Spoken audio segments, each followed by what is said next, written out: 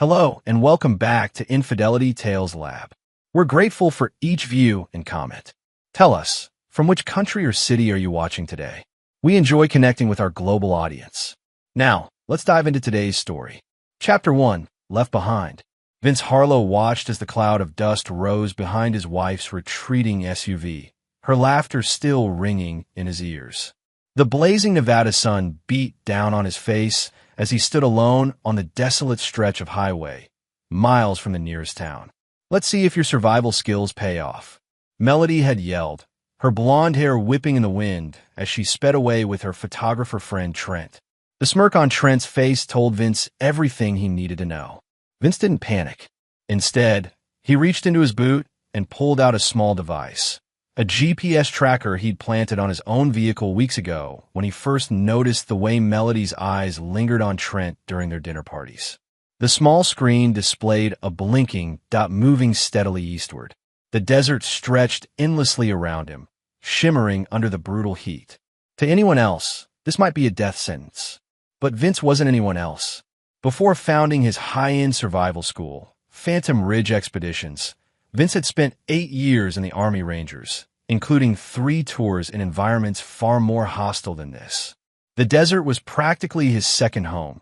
He'd built his reputation and fortune teaching billionaires and celebrities how to survive in it. Melody had been one of his clients 3 years ago, an aspiring adventure influencer looking to boost her following with authentic survival content.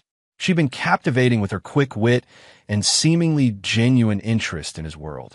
Their whirlwind romance had culminated in marriage just 6 months later.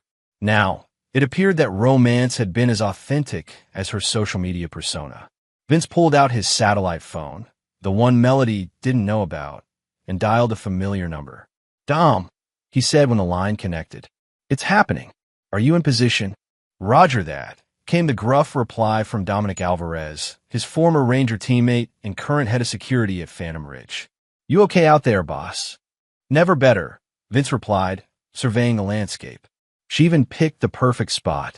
"We're about 2 miles from Outpost 3. "Cold-blooded," Dom commented. "You want me to intercept them?" "No. Follow the plan. Let them think they've won for now. I'll make my way to the outpost and prep everything. You monitor their position and be ready with the chopper when I give the signal." 3 hours later, as the sun began its westward descent, Vince stood atop a rocky outcropping and watched as a sleek black helicopter appeared on the horizon. Right on schedule, he'd spent the time preparing at Outpost 3, one of 5 hidden facilities he maintained throughout the region for his survival courses. This particular outpost was off all official records, known only to him and Dom. The helicopter touched down in a swirl of dust. Dom emerged, his muscular frame silhouetted against the setting sun, carrying a satellite phone. "It's her," Dom said, handing him the device. "Car broke down about 40 miles east of here. She sounds desperate." Vince took the phone, his face revealing nothing as he heard his wife's voice, cracking with fake tears. "Vince? Vince, is that you? Thank God. We're lost. The car broke down, and there's no one around for miles. I'm so sorry, baby. I was just trying to teach you a lesson. Please help us." "I know," Vince replied calmly, his voice devoid of emotion.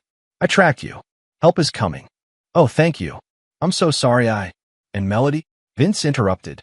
"You should know who's coming for you." What do you mean?" Her voice suddenly tense. "Remember Preston Rhodes?" The name hung in the air between them. Preston Rhodes, the ex-military contractor Vince had introduced her to last year. The man who'd become obsessed with Melody, sending her increasingly disturbing messages until Vince had been forced to intervene. The man who'd sworn vengeance on them both. That's not funny, Vince," Melody stammered, her voice suddenly small. "Preston is in prison." "Not anymore," Vince lied smoothly. "He made parole 3 weeks ago. And when I mentioned that my wife might be stranded in his territory, well, he seemed very eager to help." Through the phone, he could hear her panicked breathing. "You're lying," she whispered. "Am I? I guess you'll find out soon enough." Vince ended the call and turned to Dom, whose eyebrows had shot up. "Rhodes? Man, that's cold. She'll be terrified." "Good," Vince replied, his eyes hard as the desert stones beneath his feet. "Fear is the beginning of wisdom." and she has a lot to learn. What Melody didn't know was that Preston Rhodes was indeed still in prison. But the fear he'd just planted would be just the first step in his carefully orchestrated plan, a plan he'd been developing for months as he gathered evidence of his wife's betrayal. "Let's move," Vince said, checking his watch. "We have work to do." Chapter 2: The Spider's Web. 6 months earlier, Vince sat in his home office, staring at the screen of Melody's tablet. She had left it behind when rushing to an emergency photo shoot with Trent. The tablet she'd asked him not to touch because it contained surprise anniversary plans. The same tablet that had just received a message that flashed across the screen before disappearing. "What are you telling him? We can't keep waiting forever. I need you. All of you." Something in Vince's gut tightened. The message was gone in an instant, but the sender's name had been clear: Trent Westlake, the ruggedly handsome adventure photographer who'd been hanging around Melody for the past few months, supposedly collaborating on her social media presence. Vince didn't immediately confront her. That wasn't his style. Instead, he began watching, observing, planning. He hired a private investigator who documented dozens of meetings between Melody and Trent at a luxury hotel on the outskirts of Vegas. He installed hidden cameras in their home, capturing whispered late-night phone calls when she thought he was asleep. He documented every lie, every deception, every betrayal. But the true nature of their plot only became clear when he hacked into Melody's private email account and discovered correspondence with his company's attorney discussing the contingency plans for transferring ownership of Phantom Ridge Expeditions in the event of Vince's unfortunate accident. They weren't just having an affair. They were planning to kill him. That night, Vince made a phone call to someone he hadn't spoken to in years. "Faye, it's me." His sister's voice was thick with sleep, but instantly alert. "Vince? Is everything okay?" "It's 3 in the morning. You were right about her," he said simply. A long pause followed. Faye had warned him about Melody from the beginning, sensing something performative in her affection. That warning had caused a rift between them that had lasted years. "I'm so sorry, Vince," she finally said. "What happened?" "It's worse than you thought. I need your help." In the weeks that followed, Vince and Faye reconnected as they built his counter-strategy. Faye, with her background in cybersecurity, helped him secure his finances and business holdings, creating a complex web of protections that would activate the moment anyone tried to transfer ownership of Phantom Ridge. Meanwhile, Vince continued playing the role of the oblivious husband, even as he methodically prepared for every contingency. He deployed GPS trackers, installed backdoor access to their vehicle's computer systems, and established a network of hidden caches and safe houses throughout the desert region where he operated. He noted how Melody began suggesting they take more adventurous trips together, always in remote locations with treacherous terrain. He cataloged how she began asking detailed questions about his will and life insurance. And he observed how Trent kept appearing at their social events, his eyes following Melody with barely concealed hunger. "Why are you going along with this wilderness trip if you know what they're planning?"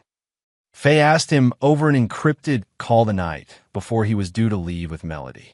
"Because I need to catch them in the act," Vince explained. "If I confront her now, she'll just deny everything. I need irrefutable evidence." "This is dangerous, Vince. They could actually kill you." "They could try," he replied, his voice carrying a dangerous edge that reminded Faye of their father. "But I've been preparing for this moment my entire life. The desert doesn't forgive mistakes, and neither do I."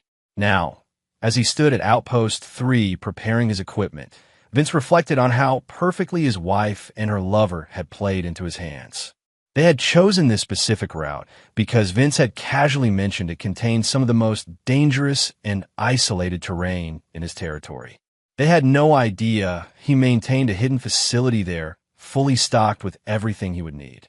"Dom," he said as his friend finished securing the helicopter, "make sure the cameras are operational. I want every moment of this recorded." "Already done," Dom confirmed. "Are you sure you don't want me to just bring them in? Let the authorities handle this." Vince checked the edge on his tactical knife before returning it to its sheath. The authorities would give them a trial. "I have something else in mind." He pulled up the tracker's display, showing Melody and Trent's location. The dot was stationary now, exactly where their vehicle had supposedly broken down. In reality, Vince had remotely triggered a kill switch in the SUV's computer system, rendering it completely inoperable. "It's time," he said, his face hard as the desert stone. "Let them stew for another hour, then move in with the chopper. Tell them I sent you to rescue them. Bring them to Outpost 5. Not here. No, I prepared something special at 5. Dom nodded, knowing better than to ask for details. In their Ranger days, Vince had been legendary for his psychological warfare tactics against captured enemies. Whatever he had planned for Melody and Trent, Dom almost felt sorry for them. Almost. Chapter 3, Mirage. The sun had nearly set by the time Dom's helicopter appeared on the horizon. Melody Harlow stood beside the disabled SUV. Her once perfect makeup streaked with tears, her designer adventure were coated with a fine layer of dust. Beside her, Trent Westlake paced nervously, constantly checking his phone despite the absence of signal. "He's coming," Melody said, relief flooding her voice as she spotted the approaching aircraft. "I told you Vince would help us." Trent snorted. "After you abandoned him in the desert? He's probably bringing the police." "Don't be ridiculous," she snapped. "Vince would never involve authorities. Bad publicity for his precious company." She paused, her expression darkening, though he did say something strange about Preston Rhodes.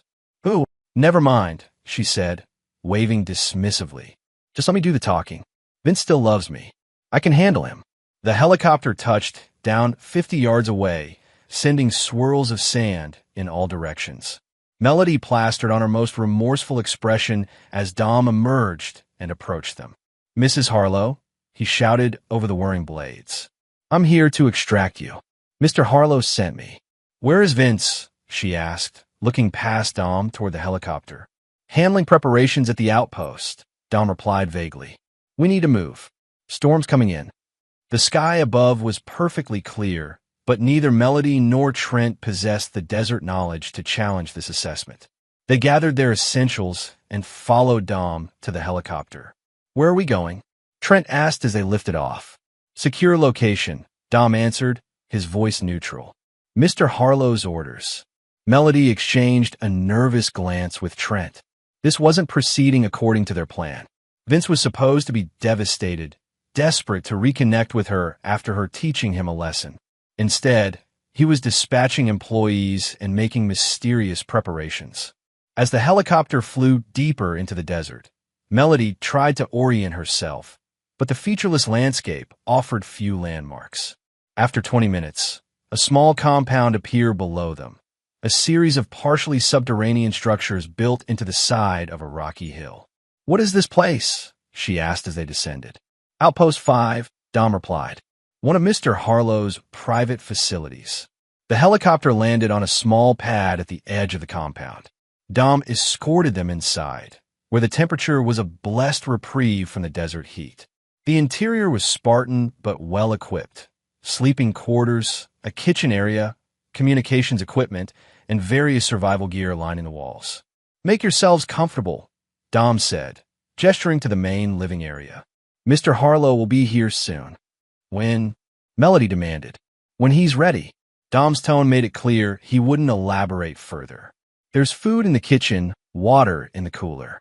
The bathroom is through that door. Do not attempt to leave the facility. The desert will kill you faster than you can imagine." With that, he turned and left, the sound of the helicopter's engines spooling up moments later.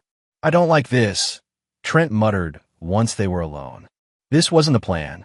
"Plans change," Melody hissed. "We can adapt. You said he'd be desperate to get you back, that we'd have the perfect opportunity to stage the accident at the rescue point.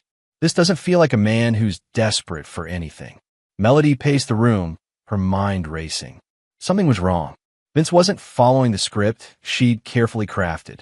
The mention of Preston Rhodes continued to unnerve her. "We need to get out of here," Trent decided, moving toward the communications console. "Call for another ride." He pressed several buttons, but the equipment remained dark. "It's dead," he reported. "Or disabled." Melody pulled out her phone.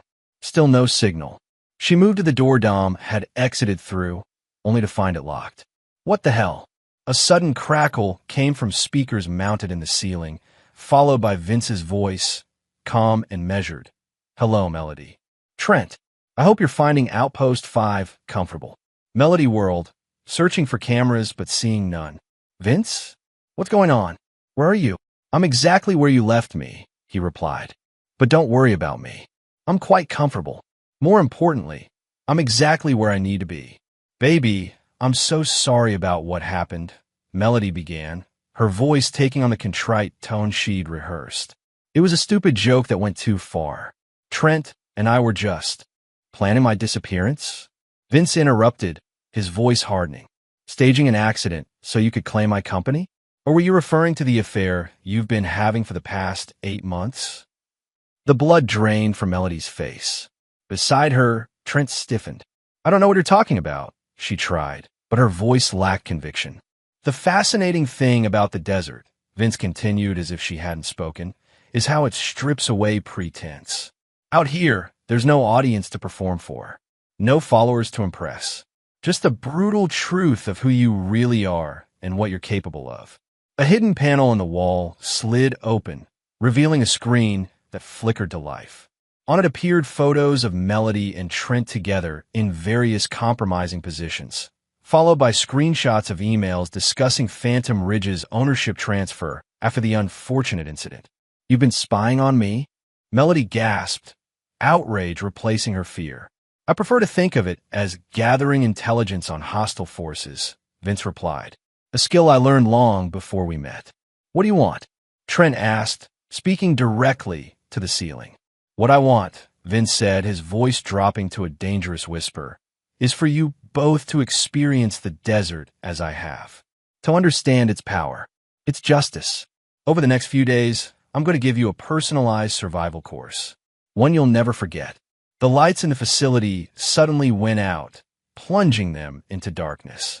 Lesson 1. Vince's voice came through the darkness. Begins now. Chapter 4. Prey. Trent Westlake awoke to darkness and the taste of blood in his mouth. His head throbbed where he'd struck it when the lights went out, and some kind of gas had filled the room, rendering both him and Melody unconscious. Now, as his eyes adjusted to the dim light, he realized he was no longer in the outpost facility. He was outside, lying on hard-packed desert sand under a star-filled sky. A few yards away, Melody was stirring, groaning as she regained consciousness. "Melody," he whispered urgently. "Wake up." She rolled over, disoriented. "What? Where are we?" "I don't know, but we're not in the outpost anymore." They both struggled to their feet, taking inventory. Their phones were gone, as were their watches and belts. They wore only the clothes they'd had on when the helicopter picked them up. Between them, they found a single canteen of water, a compass, and a sealed envelope. Melody tore open the envelope with shaking hands. Inside was a handwritten note. "Welcome to Survival Experience, Advanced Course. You are approximately 15 miles from the nearest road. The compass will point you toward it. The water, if rationed properly, will last one person about 24 hours. 2 people, considerably less. Choose wisely." "V, that bastard," Melody hissed. "He left us out here to die." Trent grabbed the compass, trying to orient himself in the darkness. "Maybe not. If we start walking now, while it's cool, we could cover significant ground before sunrise." "And then what? Wander until we die of dehydration?" "He took our phones." "It's better than sitting here," Trent argued. "Look, we just need to." He froze as a sound reached them from somewhere in the darkness. A low, rumbling growl. "What was that?" Melody whispered, instinctively moving closer to Trent. "I don't know. Coyote maybe." But even as he said it, Trent knew that sound was too deep, too menacing for a coyote. The growl came again, closer this time, followed by the distinctive sound of padded feet on sand. "Run!" Trent shouted, grabbing Melody's arm and pulling her into motion. They sprinted across the desert floor, their feet slipping on loose sand, their breath coming in panicked gasps. Behind them, the growling creature gave chase, gaining ground with each passing second. "Up there!" Melody pointed to a rocky outcropping. "We can climb." They scrambled up the rocks, cutting their hands on sharp edges in their desperate ascent. Below them, a large shape paced, its eyes reflecting the moonlight. It wasn't a coyote. It was much larger. A mountain lion. How the hell is there a mountain lion out here? Trent gasped, pressing himself against the rock face. Vince, Melody said, her voice bitter. This is his doing. Somehow, they remained on the rocks for hours, watching the predator circle below. It was nearly dawn when the animal finally lost interest and padded away into the desert. We need to move, Trent said, checking the compass. Before it gets hot. As they made their way across the increasingly hostile landscape, the sun rose mercilessly, heating the air to unbearable temperatures. Their progress slowed to a desperate crawl, their single canteen of water depleting rapidly. We're not going to make it, Melody said around midday, collapsing onto the sand. 15 miles? In this heat? It's a death sentence. Keep moving, Trent insisted, pulling her up. Vince is watching us somehow. I'm sure of it. We can't let him win. Win? This isn't a game, Trent. He's trying to kill us. If he wanted us dead, we'd be dead already, Trent reasoned. This is psychological. He's trying to break us. As if on cue, a sound cut through the shimmering heat, the distant whop whop whop of helicopter blades. They turned to see a black dot approaching from the east. Help! Melody screamed, waving her arms frantically. Here! We're here! The helicopter drew closer, hovering 100 feet above them. It was Dom's aircraft. Through the windshield, they could see Vince himself at the controls, watching them with cold detachment. He made no move to land. Instead, a package dropped from the helicopter, landing in the sand near them. Then the aircraft banked away, disappearing back toward the horizon. Trent reached the package first, tearing it open. Inside was a satellite phone, a fresh canteen of water, and another note. Enjoying the course so far? You've completed the first trial, wildlife encounter, and basic navigation. The phone has one number programmed. Mine. Call when you're ready to confess. Until then, consider this your chance to experience what it's like to be left behind by someone you trusted. I'll be watching. V. Melody grabbed the phone, immediately hitting the call button. Vince answered on the first ring. Already? That was fast. You're insane, she screamed into the receiver. You could have killed us. Strange accusation coming from you, he replied calmly, especially given what I found on your laptop. The detailed plans for my accident on our upcoming climbing expedition. The life insurance policy you took out on me. The consulting you did with that park ranger about disappearance scenarios in remote locations. Melody went pale. I don't know what you're talking about. Save it. I've seen it all. Heard it all. I know exactly what you and Trent planned. Fine, she hissed. So what? You can't prove anything. All you're doing now is giving me evidence for a restraining order when I get back. Vince's laugh was cold. Who says you're getting back? The course has just begun, Melody. You have 2 more trials to complete. Besides, you might want to consider your situation more carefully before threatening me. What do you mean? Have you asked Trent about Kylie Porter yet? The name hit Melody like a physical blow. What about her? Ask him, Vince said simply. Then call me back when you're ready to hear my terms. The line went dead. Melody turned to Trent, who had been drinking desperately from the fresh canteen. Who's Kylie Porter? She demanded. Trent's expression closed off immediately. No one. He's trying to divide us. Mind games. Don't lie to me. Melody stepped closer, her eyes narrowing. Vince wouldn't have mentioned her without a reason. Who is she? For a long moment, Trent said nothing. Then, Wesley Porter's sister. The name struck Melody like a slap. Wesley Porter had been one of Vince's clients last year, a wealthy tech entrepreneur who had died in a climbing accident during an expedition. An expedition that Trent had photographed. An expedition that Melody had helped plan. What about her? Melody asked, though something in her expression suggested she already knew. She's been investigating her brother's death, Trent admitted. She doesn't believe it was an accident. And she's been asking questions about the equipment, about the route changes, about you. Melody's face hardened. You told me you handled that. You said there would be no connection to us. I thought I had. Trent protested. But she's persistent. And she's found something, I don't know what. She contacted me last month, said she had proof. And you didn't think to mention this to me? Melody's voice rose dangerously. I was handling it. Like you handled this desert fiasco? She gestured wildly around them. You said Vince would be helpless out here, that he'd never suspect us. Well, he not only suspected us, he's been 10 steps ahead this whole time. Their argument was interrupted by a sound in the distance. Engines. Multiple engines, growing louder. Someone's coming, Trent said, relief flooding his face. Maybe park rangers? But as the vehicles crested a nearby dune, Melody's expression turned to horror. There were 3 dirt bikes, and riding the lead bike was a man she recognized immediately. Preston Rhodes, the ex-military contractor who had stalked her the previous year. No, she whispered. Vince said he was in prison. Who is that? Trent demanded, seeing her reaction. We need to run. Now. But there was nowhere to run in the open desert. The dirt bikes quickly surrounded them, kicking up clouds of dust. Preston dismounted, removing his helmet to reveal a scarred face and cold, predatory eyes. Mrs. Harlow, he said, his voice eerily polite. Mr. Harlow sends his regards.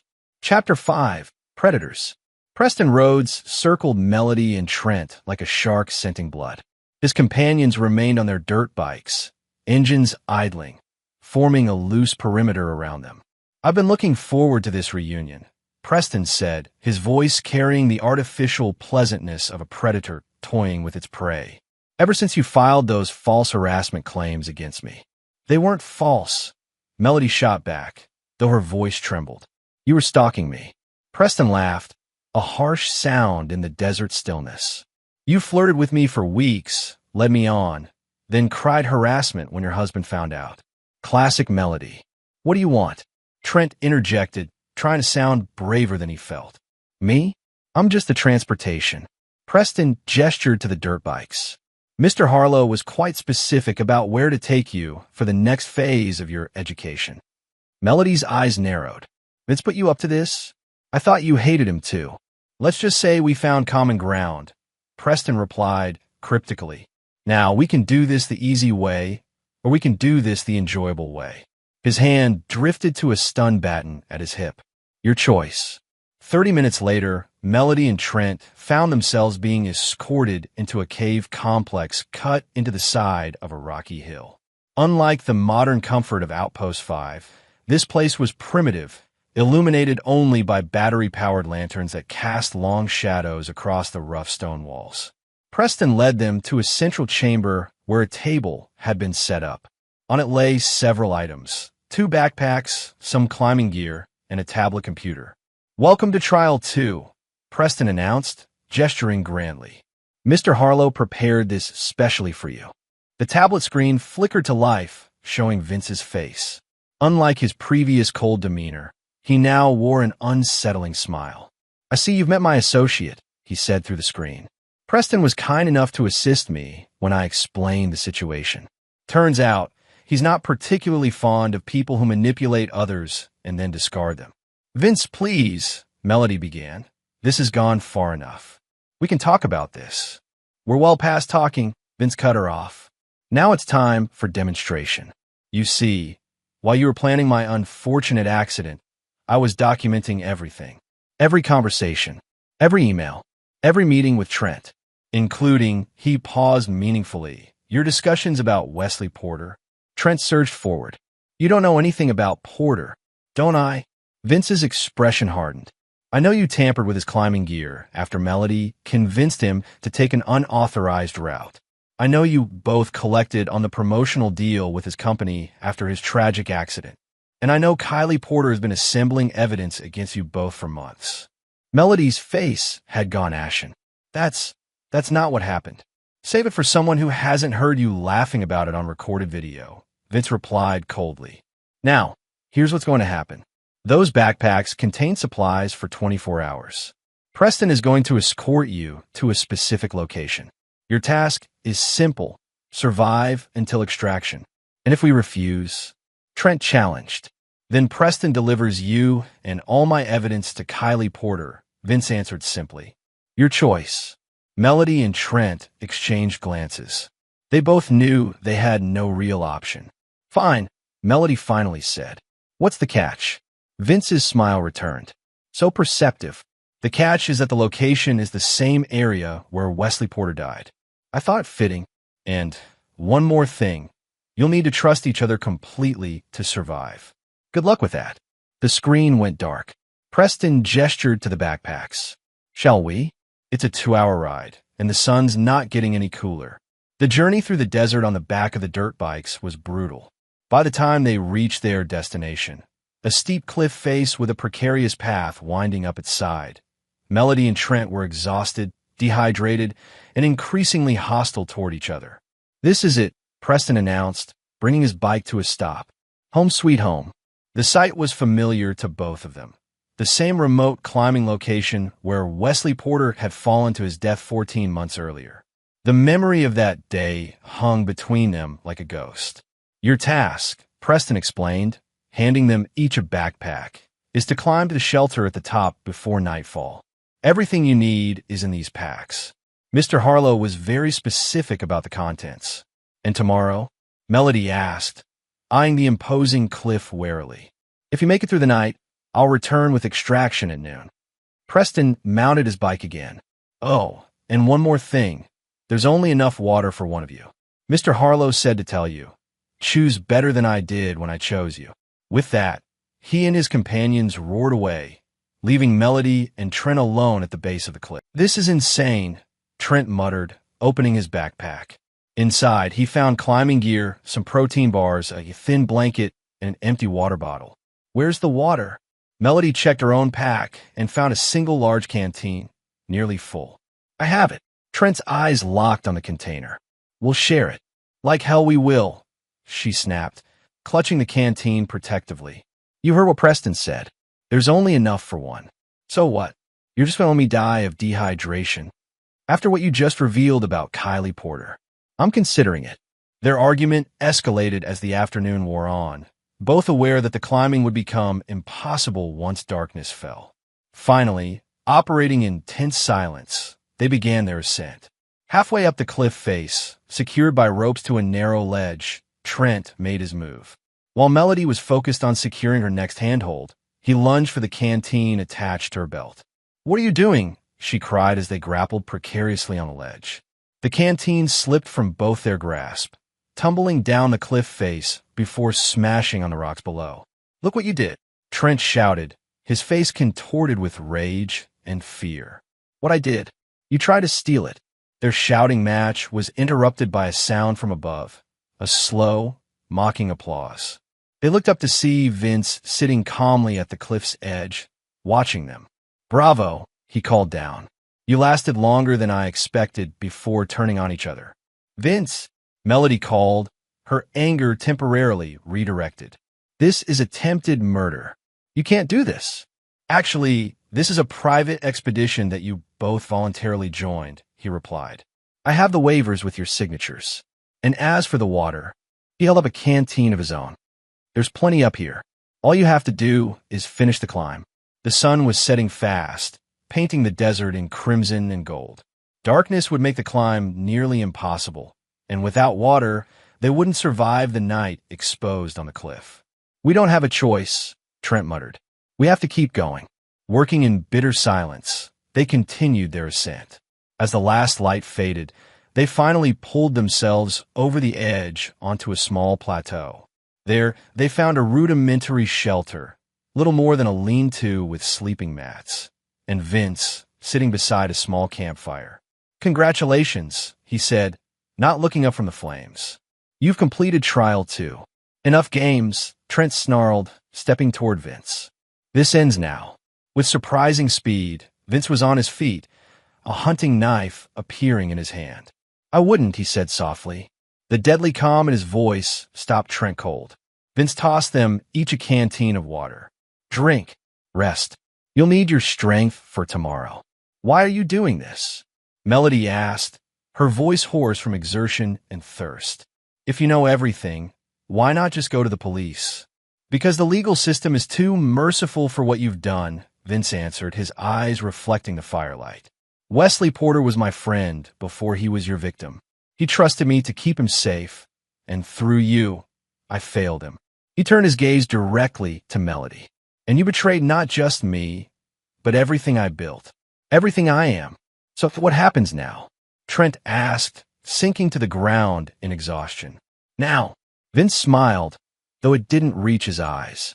Now we wait for our guest. What guest? Melody demanded. As if in answer, the sound of an approaching helicopter cut through the night air. Minutes later, a tall, slender woman with Porter's same chestnut hair and determined jawline emerged from the darkness and stepped into the circle of firelight. Hello, Melody. Trent. Kylie Porter's voice was hard as steel. We have a lot to talk about. Chapter 6, Confession. Kylie Porter's presence changed everything. She moved with the precise confidence of someone who had been planning this confrontation for a long time, her eyes never leaving Melody and Trent as she took a seat beside Vince at the fire.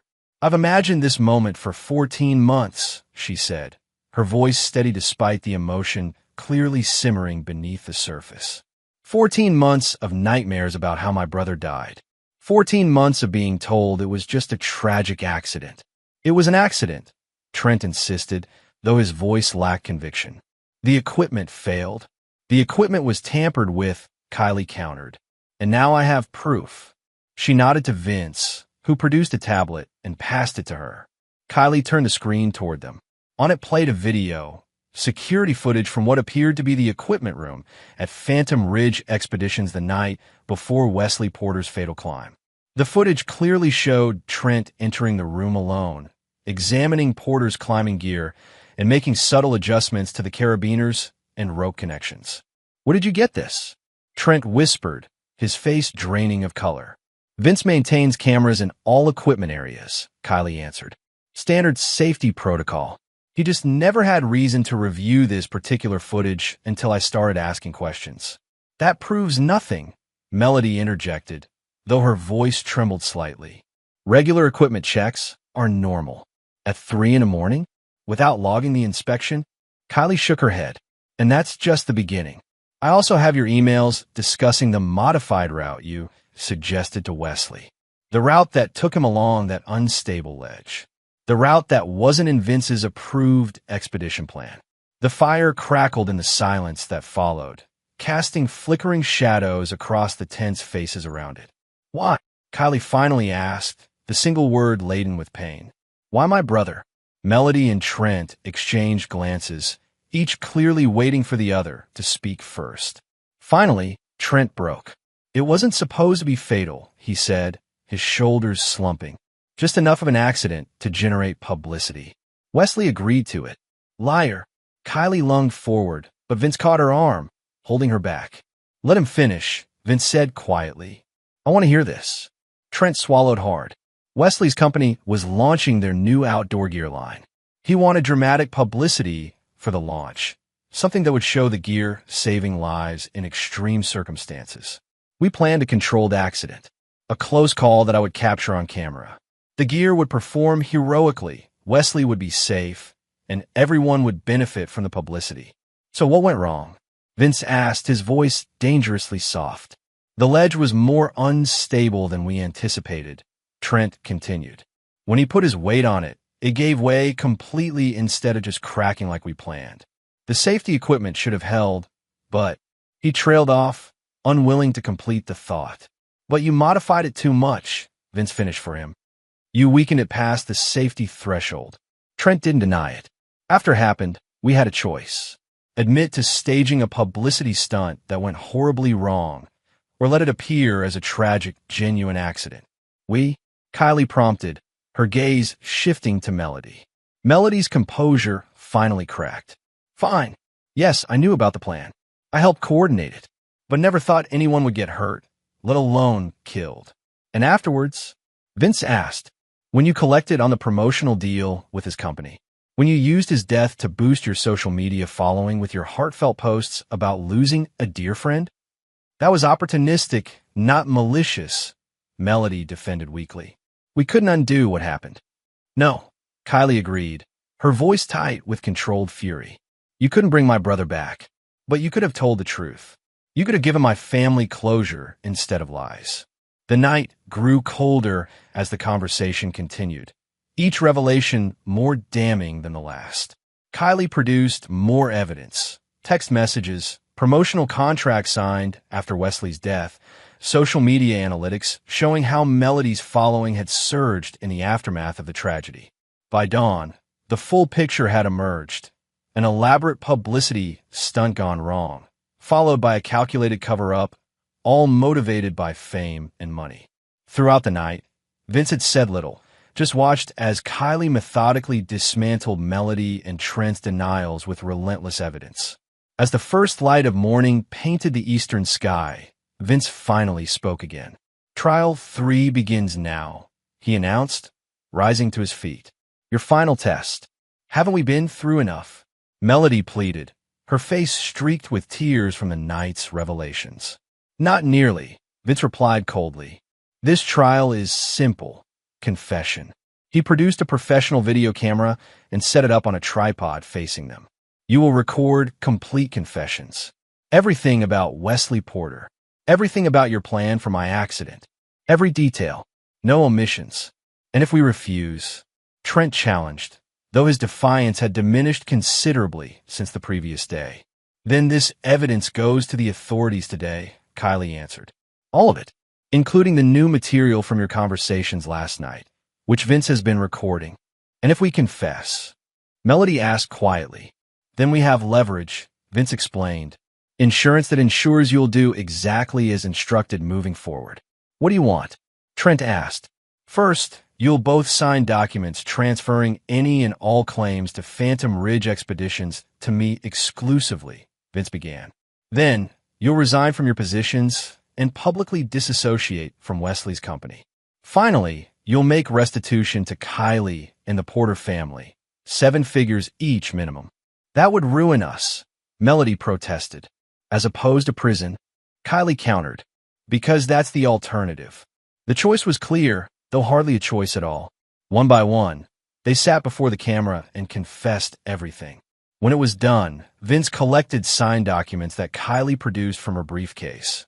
Legal forms prepared in advance by attorneys that effectively stripped Melody and Trent of any claim to Vince's company and assets, while establishing substantial financial restitution to the Porter family. "Are we done now?" Melody asked when the paperwork was complete, her voice hollow. "Almost," Vince replied, checking his watch. "Preston should be arriving soon for extraction." "And then what?" Trent asked. "And then you disappear," Vince said simply. "Both of you. New identities. New locations. Neither of you ever contacts me or the Porter family again." "You're forcing us into exile?" Melody gasped. "I'm giving you a chance to avoid prison," Vince corrected. "Which is more than you planned to give me. More than you gave Wesley." The sound of approaching dirt bikes signaled Preston's arrival. As they gathered their few belongings, Melody made one last attempt to reach Vince.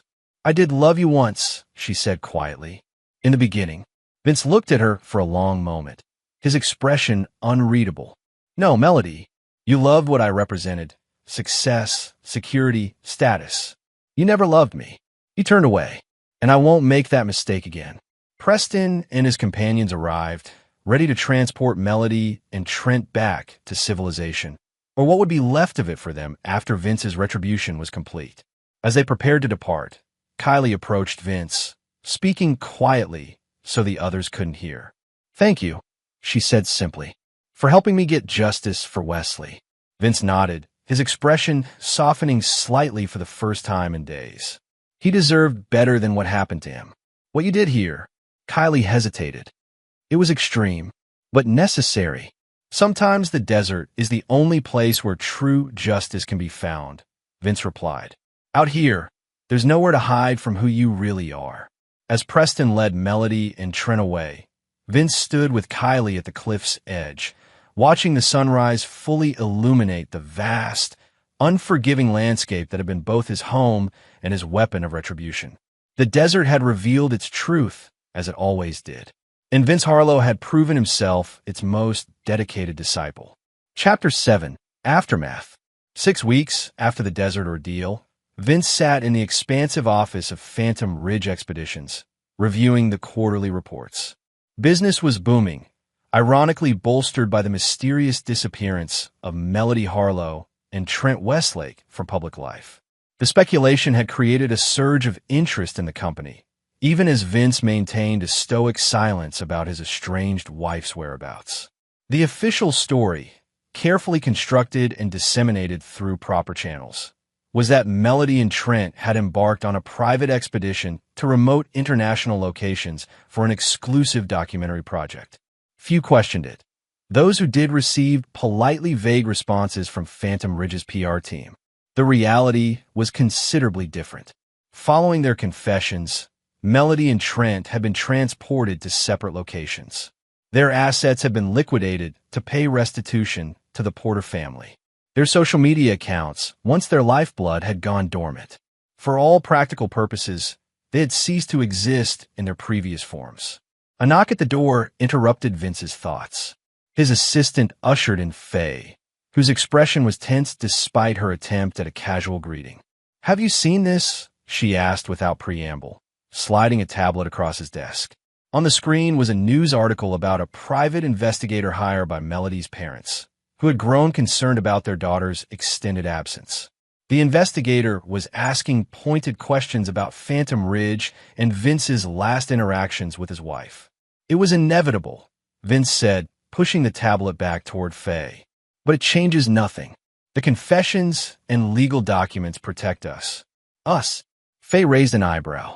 "Vince, I helped you expose her betrayal. I didn't sign up for whatever happened out in that desert."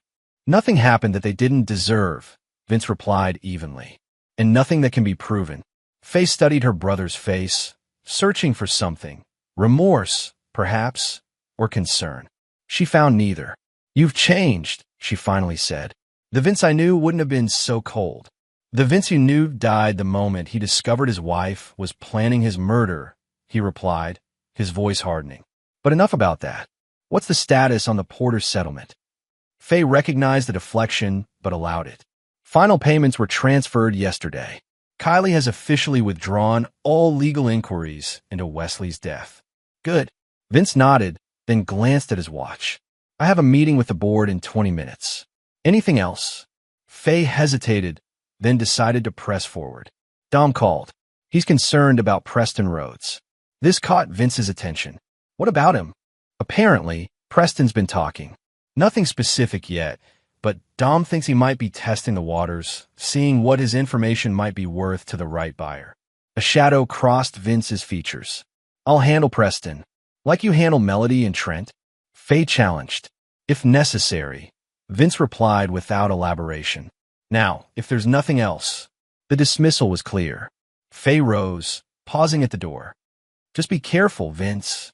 Revenge changes people, sometimes into someone they never wanted to be." After she left, Vince sat in silence for several minutes, her words echoing in his mind. Then he reached for his phone and dialed a number from memory. "It's me," he said when the line connected. "We need to meet. Tonight. The usual place." He listened briefly, then added, "Yes, it's about Preston. He's becoming a problem." That evening, Vince drove to an isolated diner on the outskirts of the city, the kind of place that catered to truckers and others seeking anonymity. In a back booth, a heavy-set man with a weathered face and calculating eyes waited. "Oscar," Vince acknowledged as he slid into the seat opposite. "Oscar Harlow." Vince's estranged father nodded in return. "Son, been a while." The similarities between them were subtle but unmistakable. The same watchful gaze, the same economy of movement, the same aura of controlled danger. "Preston Rhodes is talking," Vince said without preamble. "About the desert." Oscar took a sip of his coffee, seemingly unconcerned. "Not surprising. Men like Preston always talk eventually. The question is, what do you want to do about it? That depends on what you know about him." A thin smile crossed Oscar's face. "I know everyone with a certain skill set in this region, Preston included. He has a weakness." "I'm listening." As Oscar detailed Preston's vulnerabilities, his gambling debts, his ex-wife who still held leverage over him, his probation conditions that could easily be violated, Vince was reminded why he had reluctantly reached out to his father despite their troubled history. Oscar Harlow had connections in the darker corners of society that even Vince, with his military background, couldn't access. Handling Preston is simple, Oscar concluded. The question is whether it's worth the cost. What cost? Reconnecting with me, Oscar replied bluntly. I help with this, you stop shutting me out. Families should stick together, especially after what happened with that wife of yours. Vince's expression hardened. How much do you know about that? Enough to know you finally put my teachings to good use, Oscar said, a hint of pride in his voice. The desert justice. Using people's weaknesses against them. That was all straight from my playbook. The realization struck Vince with unexpected force. In exacting his revenge, he had indeed employed the very tactics his father had used throughout his criminal career. Tactics Vince had once despised. I'm not like you, he said coldly. No, Oscar laughed. Then why am I here? Why are we discussing how to silence a potential witness? Face it, son. The apple didn't fall far from the tree after all. Before Vince could respond, his phone buzzed with a message from Dom. Roads on the move. Headed to local news station. ETA, 30 minutes. Decision time, Oscar said, noting the change in Vince's expression. Are we family again or not? Vince stood abruptly. Handle Preston. Your way. But this doesn't make us family. It's a start, Oscar replied with a satisfied smile. I'll be in touch about my payment. As Vince left the diner, he felt a familiar darkness settling over him. The same darkness that had guided him through the desert ordeal with Melody and Trent. The same darkness that had allowed him to orchestrate their systematic breaking. His phone rang. Kylie Porter. Vince? I just got a strange call from a man named Preston Rhodes. He wants to meet. Says he has information about Wesley's case that I should know. Don't meet him. Vince instructed immediately. It's being handled. What does that mean? Kylie asked, her voice tense. It means I'm keeping my promise to you, Vince replied. Justice for Wesley, no matter the cost. After hanging up, Vince drove to a secluded viewpoint overlooking the desert that had been both his sanctuary and weapon. The vast, ancient landscape stretched before him, indifferent to the human dramas playing out upon its surface. His phone buzzed again. A message from Oscar, package secured. Delivery in progress. We'll call with confirmation. Vince closed his eyes, feeling the weight of his choices. In destroying Melody and Trent, in silencing Preston, in reconnecting with Oscar, had he become the very thing he once despised? The desert offered no answer, only the relentless truth that had always defined it. Survive or perish. Adapt or die. There was no room for weakness, no place for forgiveness. And Vince Harlow, once a man who taught others to survive the wilderness, had become its perfect embodiment. Beautiful, dangerous, and utterly unforgiving. Chapter 8. Convergence. The charity gala for wilderness preservation should have been a triumphant moment for Vince. Under the crystal chandeliers of the Grand Sierra Hotel ballroom, Nevada's elite had gathered to support Phantom Ridge Expedition's new conservation initiative.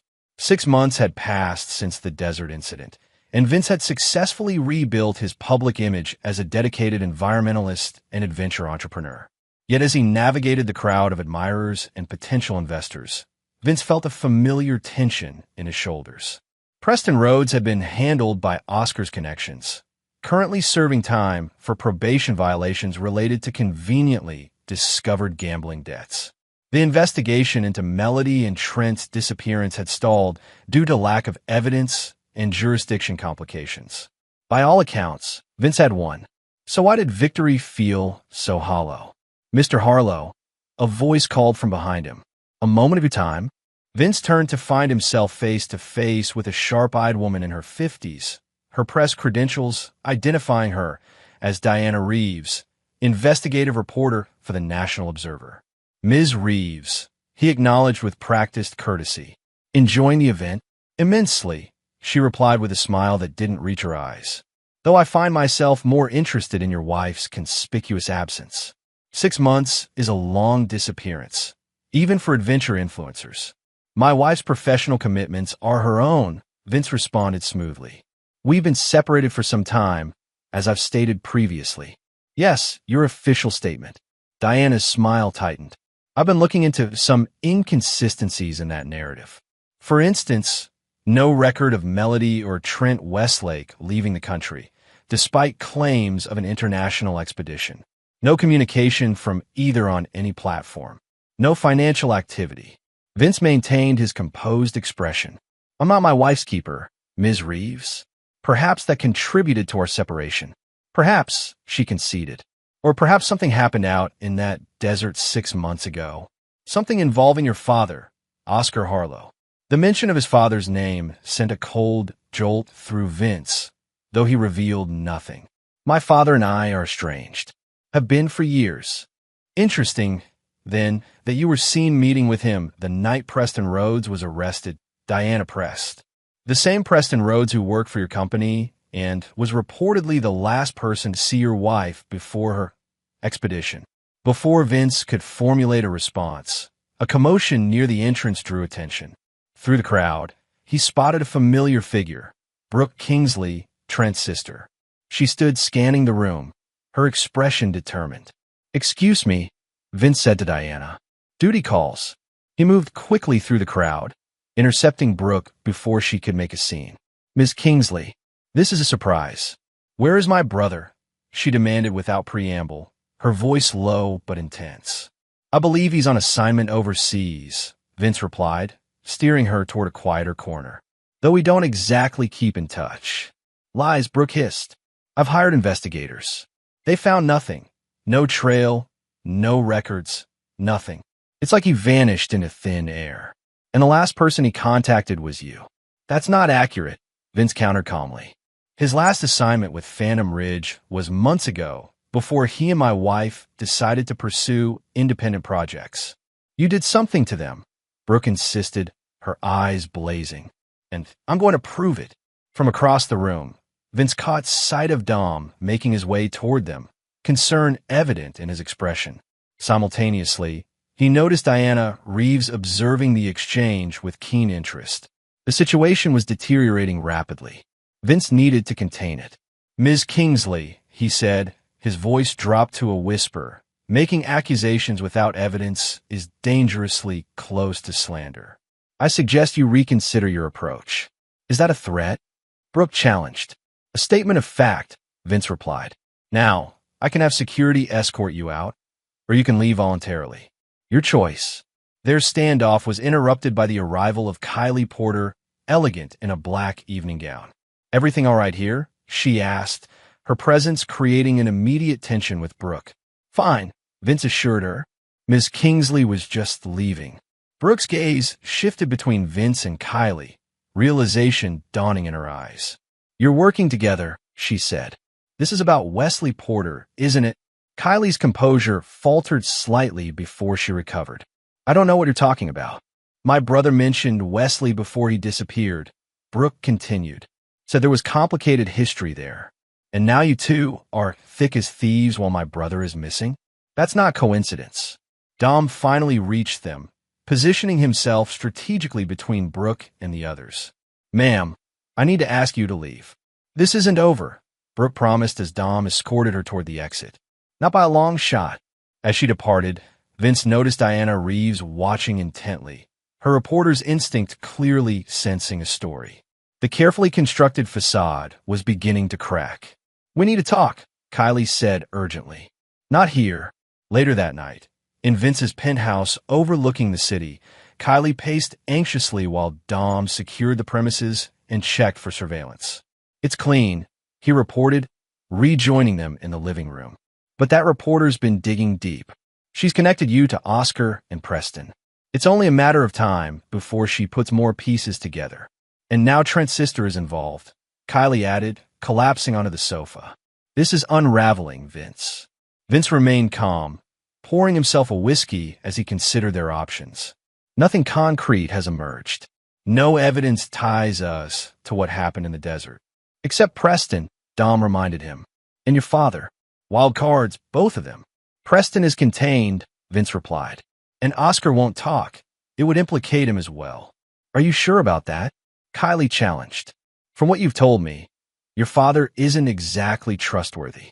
The truth of her statement hung in the air. Oscar Harlow had indeed proven useful in handling Preston, but at a cost. He'd been inserting himself more frequently into Vince's life, leveraging their collaboration as an entry point back into his son's world. And Oscar had his own agenda, always had. We need insurance, Vince decided. Something to neutralize these threats permanently. What kind of insurance? Dom asked. Before Vince could answer, his secure phone rang, the one reserved for critical contacts. The display showed a number he didn't recognize. Harlow, he answered cautiously. Hello, son. Oscar's voice, calm and collected. We have a situation that requires immediate attention. Your home isn't secure. Meet me at the old mining site in 1 hour. Come alone. The line went dead before Vince could respond. What is it? Kylie asked, noting his expression. My father, Vince replied, already moving toward his secure room where he kept emergency equipment. Says my place is compromised. Wants to meet. It could be a trap, Dom warned. With the heat coming down from that reporter and Trent's sister, Oscar might be looking to cover his tracks. Which is exactly why I need to go, Vince countered. Better to confront the threat directly. Within 30 minutes, Vince was driving through the darkness toward the abandoned mining operation where he'd occasionally met Oscar for sensitive conversations. The remote location, owned through shell companies linked to Oscar's past associates, offered privacy and security, or so he had thought. As he navigated the rough access road, Vince's mind raced. Had Oscar been playing him all along? Was this meeting a setup? The possibility seemed increasingly likely given the timing and Oscar's cryptic warning about his home being compromised. The mining site appeared deserted when he arrived, the dilapidated structures casting eerie shadows in his headlights. Vince parked at a distance, approaching on foot with his hand near the concealed weapon at his waist. Punctual as always, Oscar's voice came from the shadows near the main building. A valuable trait. What's this about? Vince demanded, scanning for potential threats. What do you mean my home is compromised? Oscar emerged, his weathered face half illuminated by the moonlight. That reporter, Diana Reeves, has an informant inside your organization. Someone feeding her information about your desert activities. Oh, your sister, Oscar replied without hesitation. Faye's been talking. The accusation hit Vince like a physical blow. You're lying. Am I? Oscar produced a digital recorder and pressed play. Faye's voice emerged clearly. Can't keep covering for him, Diana. What happened in the desert cross lines? Vince isn't the man I thought he was. Oscar stopped the recording. There's more. Much more. Seems your sisters developed a conscience about what happened to your wife and her boyfriend. How did you get this? Vince demanded. I've been watching Faye since she started acting strange around you, Oscar explained. Father's intuition. When she contacted the reporter, I had people intercept their communications. Vince's mind raced, assessing this new threat. Faye had indeed been distant recently, asking uncomfortable questions about Melody and Trent's fate. He'd attributed it to natural concern, but perhaps there was more. Why tell me this? Vince asked. What do you want? Same thing I've always wanted, Oscar replied. Family. Recognition. My rightful place in your operation. He stepped closer. You built something impressive, son. Something with potential beyond your current vision. With my connections and your legitimate front, we could expand in ways you've never imagined. Criminal ways, Vince stated flatly. Oscar shrugged. Business opportunities with less regulatory oversight. The distinction is meaningless. And if I refuse, then I can't help you with your sister problem, Oscar said simply. Or the reporter. Or Trent's increasingly troublesome sister. Problems have a way of multiplying, son, unless someone with experience handles them. The implication was clear. Oscar was offering to solve these threats permanently in exchange for a partnership. A partnership that would transform Phantom Ridge from a legitimate business into a front for Oscar's criminal enterprises. I need time to think, Vince said, buying space to formulate a counter-strategy. Take 24 hours, Oscar agreed. But remember, the clock is ticking. Your sister's meeting the reporter again tomorrow night. As Vince drove back toward the city, his mind churned with the implications of Oscar's revelation. If Faye was indeed cooperating with Diana Reeves, everything he'd built could crumble. The carefully orchestrated justice for Wesley Porter, the retribution against Melody and Trent, his own freedom, all were at risk. But partnering with Oscar would mean becoming exactly what he'd spent his life avoiding. His father's son in the fullest, darkest sense. When he arrived home, he found Dom waiting with urgent news of his own. "There's been activity on one of the emergency accounts you set up," Dom reported. "Someone accessed the funds from a terminal in Mexico City. Melody or Trent?" Facial recognition confirms it was Trent, Dom said, showing him the security footage. "He's alive, Vince. And if he's resurfaced, then he might be coming back," Vince finished grimly. "Possibly with evidence against us." The walls were closing in from multiple directions. Oscar wanting a criminal partnership.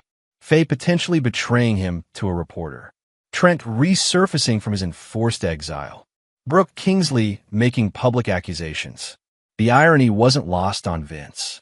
He had orchestrated a perfect desert punishment for those who betrayed him, only to find himself now surrounded by betrayal on all sides.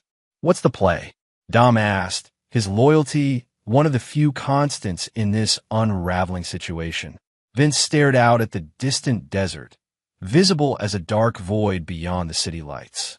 The place that had defined him. The place that had taught him its harsh truths. "We go back to the beginning," he said finally. "Back to where it all started." "The desert," Dom nodded in understanding. "The desert," Vince confirmed. "But this time we bring all the players together. Oscar, Faye, even Trent, if we can locate him. One final reckoning. And then what? Then we let the desert decide," Vince said, his expression hardening into something unrecognizable even to himself. The way it always has. Chapter 9, Judgment. The abandoned research station sat like a fortress in the heart of the desert, its concrete structures bleached pale by years of relentless sun. Once used for classified government weather experiments, it had been decommissioned decades ago and eventually purchased through one of Phantom Ridge's shell companies. Few people knew of its existence. Fewer still could locate it without precise coordinates. It was the perfect location for Vince's final gambit. From the main building's observation room, he surveyed the barren landscape through high-powered binoculars, watching as the first helicopter approached from the east. Right on schedule. "They're here," he announced to Dom, who was monitoring the security systems. "All communications are blocked as requested," Dom confirmed. "No signals in or out except through our control channels." Vince nodded, satisfied. "And our other guests?" "Oscar arrived an hour ago, currently secured in the East Wing. Faye's being brought in on the second transport. We've got a lead on Trent's location in Baja. Extraction team is en route." "And Kylie?" "Declined your invitation," Dom reported. "Said she wants no part of whatever you're planning." "Smart woman," Vince murmured. Of all the players in this drama, Kylie Porter alone seemed to recognize when to walk away. The helicopter landed in the designated area, kicking up swirls of sand. Diana Reeves emerged, escorted by two of Vince's security personnel. They had invited her to an exclusive story about Phantom Ridge's new desert research initiative, a pretense she had eagerly accepted despite her suspicions about Vince. 30 minutes later, the second helicopter arrived carrying Faye, who had been intercepted en route to her scheduled meeting with Diana. Unlike the reporter, Faye understood immediately that this was no ordinary invitation. The look she gave Vince when she was brought into the main room spoke volumes. "What is this, Vince?" she demanded, glancing nervously at Diana Reeves, who sat at a distance, observing their interaction with keen interest.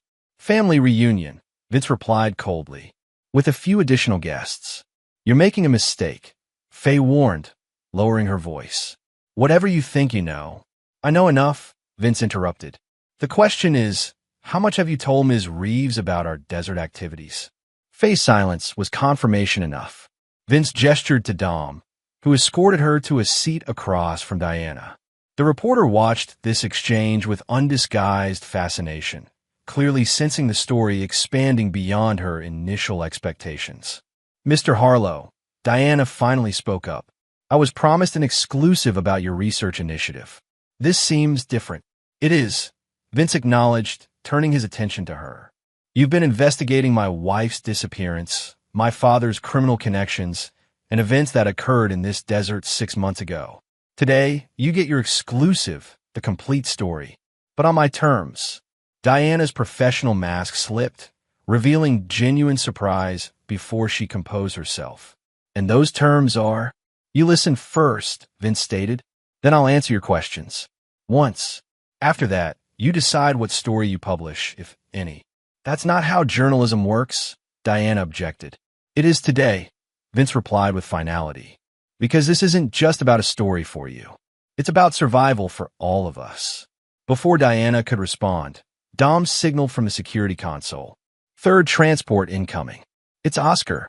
Oscar Harlow entered the room with the confident stride of a man who believed himself to be in control of the situation. He took in the assembled group with a calculating gaze before settling on Vince.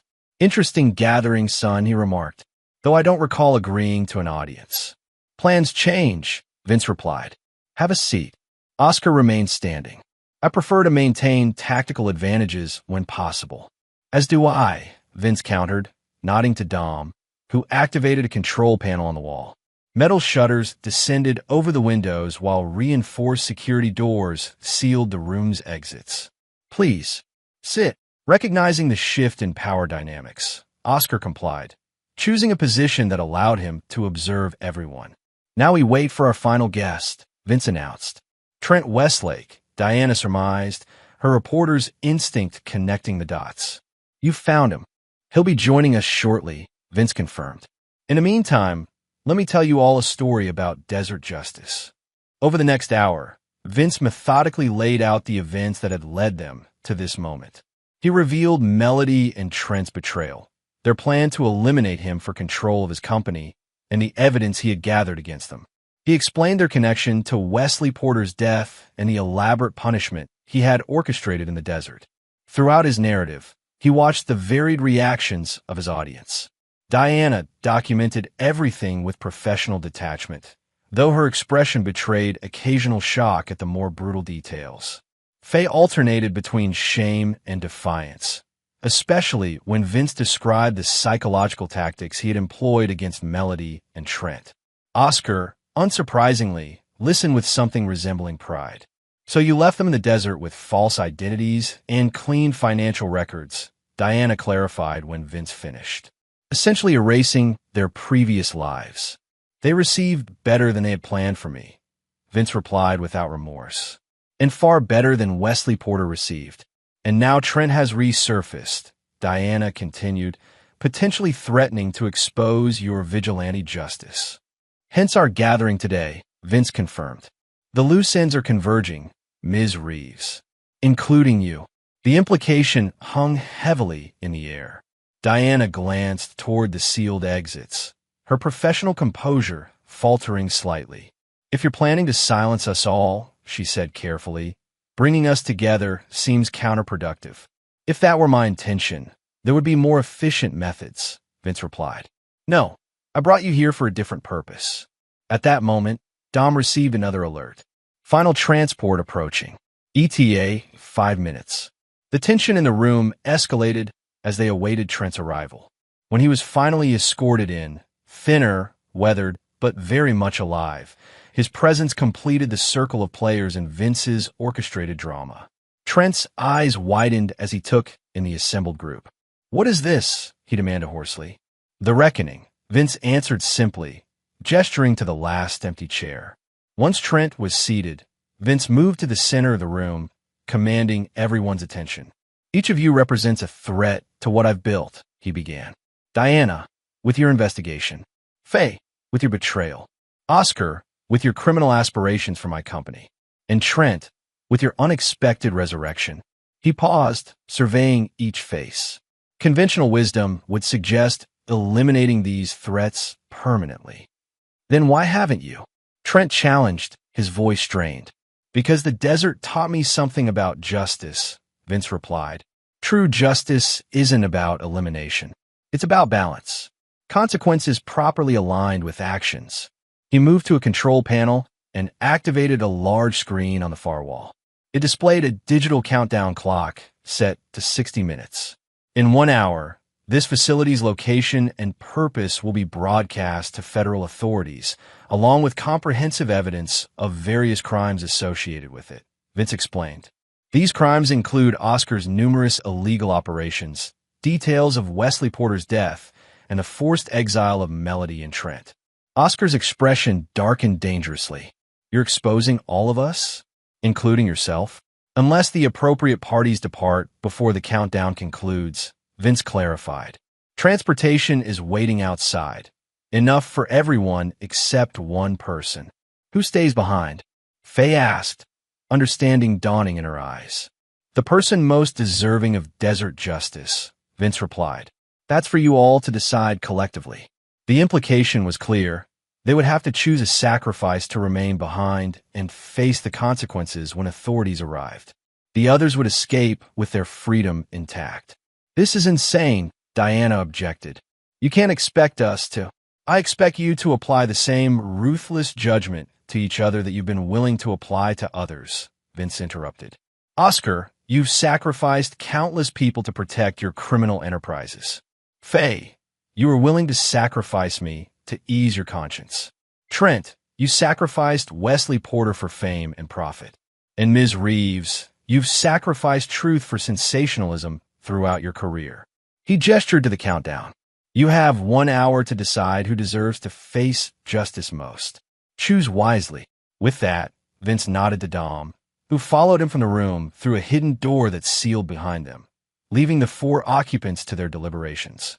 In a facility's secure monitoring room, Vince and Dom watched on multiple screens as chaos erupted. Accusations flew, alliances formed and dissolved within minutes, and true natures were revealed under pressure. Oscar immediately attempted to assert dominance through intimidation. Diana tried to broker reasonable discussion while secretly recording everything on a hidden device. Faye appealed to moral principles. Trent, broken by his months in exile, oscillated between desperate pleas and bitter accusations. You think they'll actually choose? Dom asked as the minutes ticked by. They'll have to, Vince replied. Survival instinct will force a decision. Indeed, as the countdown approached the 30-minute mark, the discussion became more focused, more pragmatic. Oscar argued that Trent should stay behind, having already died once in the public eye. Trent countered that Oscar's criminal history made him the obvious choice. Faye suggested Diana, reasoning that a reporter would receive the most lenient treatment from authorities.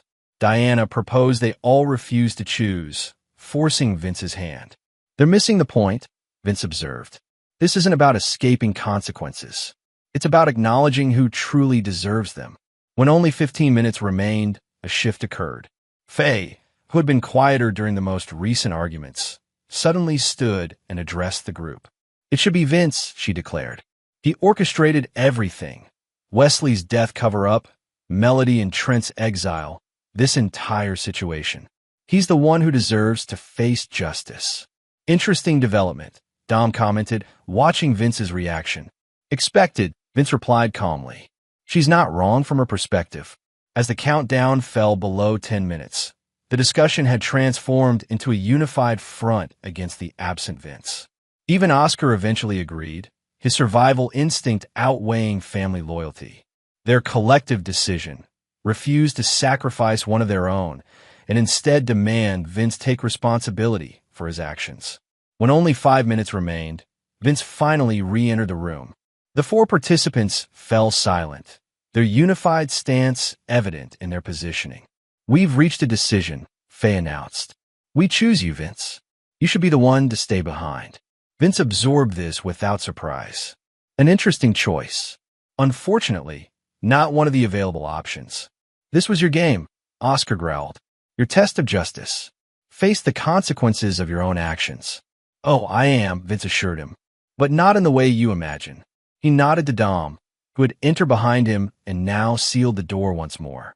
The countdown you've been watching isn't for the authorities' notification. That already happened 30 minutes ago. Shocked expressions met this revelation. Then what? Diana began. It's the facility's lockdown protocol, Vince explained. In 3 minutes, this room will be sealed for 72 hours. No entry, no exit. Emergency rations and water are stored in the cabinet to your right. Enough for one person to survive comfortably. For people. He shrugged. It will be challenging. You're leaving us here? Faye gasped. Your own sister? The sister who betrayed me to the press? Vince countered. Yes, along with the father who abandoned me, the man who tried to kill me, and the reporter who would destroy everything I built. The authorities will find us, Diana asserted. Eventually, Vince agreed. After they processed the evidence I provided about Oscar's operations, Trent's role in Wesley Porter's death, and various other matters. Evidence that notably excludes any mention of Faye or Diana Reeves. Understanding dawned in Oscar's eyes. You're giving the authorities just enough to satisfy them without revealing your own involvement. Precisely, Vince confirmed. A careful balance of justice and self-preservation. The countdown passed the 2-minute mark. Desperation filled the room as the 4 occupants realized the truth of their situation. You can't do this, Faye pleaded. It's inhuman. It's desert justice, Vince corrected. Harsh but appropriate. The strong survive. The weak perish. The guilty face consequences proportionate to their crimes. And what about your guilt? Trent demanded. What consequences do you face? Living with what I've become, Vince replied, a flash of genuine emotion breaking through his controlled exterior. Knowing that in punishing betrayal, I became something worse than those who betrayed me. For the first time since the desert ordeal began, Vince allowed his mask to slip completely, revealing the toll his vengeance had taken on his own humanity. In that moment, his resemblance to Oscar was unmistakable. The same cold calculation, the same unflinching cruelty disguised as justice. You're more my son than you ever wanted to admit, Oscar observed, a twisted pride in his voice. Yes, Vince acknowledged. And that's my punishment. With 1 minute remaining, Vince turned to leave. Diana made a final desperate appeal. What about Melody? Where is she in all this? Vince paused at the threshold. Melody made her choice months ago. She chose survival over loyalty, over truth. A cold smile touched his lips. A choice you 4 now face yourselves. As the door sealed behind Vince and Dom, the countdown reached 0. Automatic systems engaged, locking the facility's secure room for the programmed 72 hours. Outside, they made their way to the waiting helicopter. Will they survive? Dom asked as they lifted off, the research station diminishing beneath them. Depends on whether they're smarter than their base instincts, Vince replied. Oscar might have the survival skills, but the others won't trust him. Faye has the moral compass to suggest cooperation, but lacks the force to implement it. Trent is broken already, and Diana cares more about the story than the people in it. You've thought of everything, Dom observed. As usual. Not everything, Vince admitted, gazing out at the vast desert below. I never anticipated becoming this version of myself. The helicopter banked eastward towards civilization.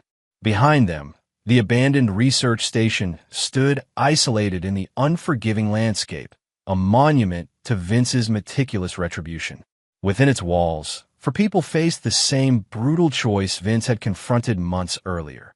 What price they were willing to pay for survival, and what parts of their humanity they would sacrifice along the way. 3 days later, when authorities finally breached the sealed room following the anonymous tip and coordinates Vince had provided, they found only 3 survivors.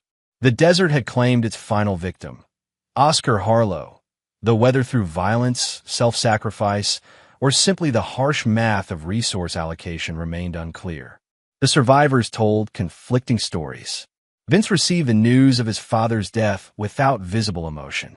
By then, he had already implemented the final phase of his plan, the dissolution of Phantom Ridge expeditions, the liquidation of his assets, and his own disappearance into a carefully constructed new identity.